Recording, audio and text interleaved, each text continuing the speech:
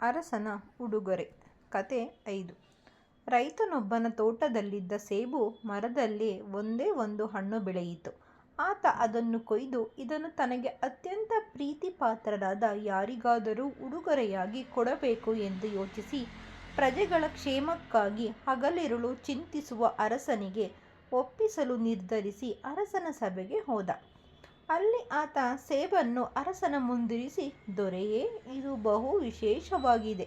ದೇವತೆಗಳ ಕೃಪೆಯಿಂದ ಈ ಏಕೈಕ ಹಣ್ಣು ನನ್ನ ತೋಟದಲ್ಲಿ ಬೆಳೆದಿದೆ ಎಂದು ಭಾವಿಸಿದ್ದೇನೆ.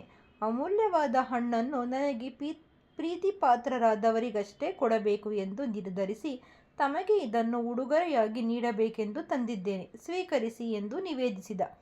ಅರಸನು ಸೇಬನ್ನು ಹಿಡಿದು ನೋಡಿದಾಗ ಅದರಲ್ಲಿ ವಿಶೇಷವಿದೆ ಎಂದು ಅವನಿಗನಿಸಲಿಲ್ಲ.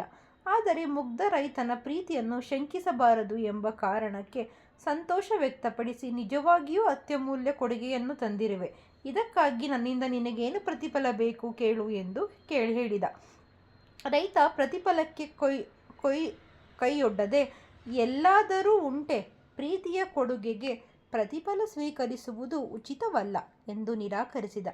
ಬರಿಗೈಯಲ್ಲಿ ರೈತನನ್ನು ಕಳುಹಿಸಲು ಅರಸನ ಮನಸ್ಸೊಪ್ಪದ ಮಂತ್ರಿಗಳೊಂದಿಗೆ ಸಮಾಲೋಚಿಸಿದಾಗ, ಮಂತ್ರಿಗಳು ಆತ ಕಾಲಿಗೆ ಹಾಕಲು ಒಳ್ಳೆಯ ಪಾದರಕ್ಷೆಗಳನ್ನೂ ಕೂಡ ಇಲ್ಲದೆ ಕಷ್ಟಪಟ್ಟು ನಡೆದು ಇಲ್ಲಿಗೆ ಬಂದಿದ್ದಾನೆ.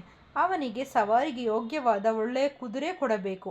ಕುದುರೆಯ ಮೇಲೆ ಅದಕ್ಕೆ ಹೊರಲು ಸಾಧ್ಯವಿರುವಷ್ಟು ಚಿನ್ನದ ನಾಣ್ಯಗಳ ಮೂಟೆಯನ್ನಿರಿಸಿದರೆ ಆತ ಸುಖದಿಂದ ಬದುಕಲು ನೆರವಾಗುತ್ತದೆ ಎಂದು ಹೇಳಿದರು. ಹೀಗೆ ಅರಸನು ಕೊಡುಗೆಯಾಗಿ ನೀಡಿದ ಕುದುರೆಯ ಮೇಲೆ ಕುಳಿತುಕೊಂಡು ರೈತ ಮನೆಯ ದಾರಿ ಹಿಡಿದ.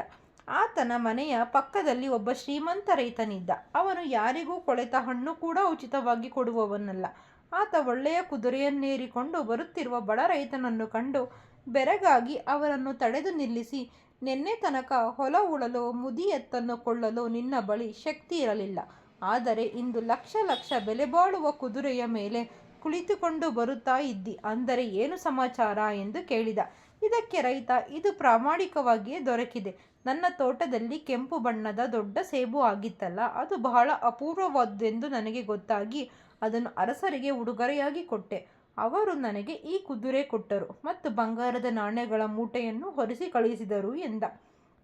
ಶ್ರೀಮಂತನು ತನ್ನ ತೋಟದಲ್ಲಿ ಒಂದಕ್ಕಿಂತ ಒಂದು ಹೆಚ್ಚು ಆಕರ್ಷಕವಾಗಿರುವ ಸೇಬು ಹಣ್ಣುಗಳು ಬೇಕಾದಷ್ಟಿವೆ. ಒಂದು ಹಣ್ಣಿಗೆ ಒಂದು ಕುದುರೆ, ಒಂದು ಮೂಟೆ ಚಿನ್ನ ಸಿಗುವುದಾದರೆ ತನ್ನ ಮನೆಯನ್ನು ಅದರಿಂದಲೇ ತುಂಬಿಸಬಹುದು ಎಂದು ಲೆಕ್ಕ ಹಾಕಿದ ಅವನು ಚಂದದ ಸೇಬು ಹಣ್ಣುಗಳನ್ನು ಕೊಯ್ಯಿಸಿ ಗಾಡಿ ತುಂಬ ಹೇರಿಕೊಂಡು ಅರಸನ ಸನ್ನಿಧಿಗೆ ಹೋಗಿ, ನಾನು ಬಡ ರೈತ, ನನ್ನ ತೋಟದಲ್ಲಿ ಅತ್ಯಮೂಲ್ಯವಾದ ಸೇಬು ಹಣ್ಣುಗಳು ರಾಶಿ ರಾಶಿಯಾಗಿ ಬೆಳೆದಿವೆ. ಇದು ಯೋಗ್ಯರಾದವರ ಬಳಿಗೆ ಸೇರಬೇಕು ಎಂಬ ಆಶಯದಿಂದ ಎಲ್ಲವನ್ನೂ ಕೊಯ್ಯಿಸಿ ತಮಗೆ ಸಮರ್ಪಿಸಲು ತಂದಿದ್ದೇನೆ ಎಂದ. ಅದಕ್ಕೆ ಅರಸ ತುಂಬ ಸಂತೋಷವಾಯಿತು. ಈ ಹಣ್ಣುಗಳಿಗಾಗಿ ನೀನು ಯಾವ ಪ್ರತಿಫಲ ಬೇಕು ಎಂದು ಬಯಸಿದರೂ ಅದನ್ನು ಕೊಡುವ ವ್ಯವಸ್ಥೆ ಮಾಡುತ್ತೇನೆ ಎಂದು ಹೇಳಿದ.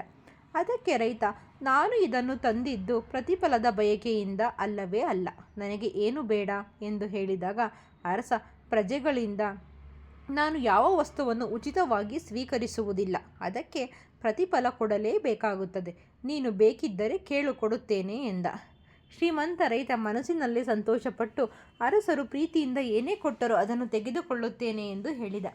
ಗಾಡಿ ತುಂಬ ಹಣ್ಣು ತಂದಿರುವ ಇವನು ಬಡವನಲ್ಲ ಎಂದು ನಿರ್ಧರಿಸಿ ಅರಸ ಆತನ ಬೆರಳುಗಳಲ್ಲಿ ಉಂಗುರಗಳನ್ನು ಧರಿಸಿರುವ ಗುರುತನ್ನು ಕಂಡು ಆತ ದುಡಿಯುವವನೂ ಅಲ್ಲ ಅನಿಸಿತು. ಆತ ಬಡ ರೈತ ತಂದು ಕೊಟ್ಟಿದ್ದ ಸೇಬು ಹಣ್ಣನ್ನು ಒಳಗಿನಿಂದ ತರಿಸಿ ಶ್ರೀಮಂತ ರೈತನ ಕೈಯಲ್ಲಿಟ್ಟು, ಇದು ನನಗೆ ತುಂಬ ಪ್ರೀತಿಯ ಹಣ್ಣು, ಬಡ ರೈತನೊಬ್ಬನ ಶ್ರಮದ ಫಲ, ಇದರ ಬೆಲೆ ಕಟ್ಟಲಾಗದು, ಇದನ್ನು ತೆಗೆದುಕೊಂಡು ಹೋಗು ಎಂದು ಹೇಳಿದಾಗ ಶ್ರೀಮಂತ ರೈತ ಪೆಚ್ಚು ಮೊರೆ ಹಾಕಿಕೊಂಡು ಮನೆಗೆ ಬಂದ.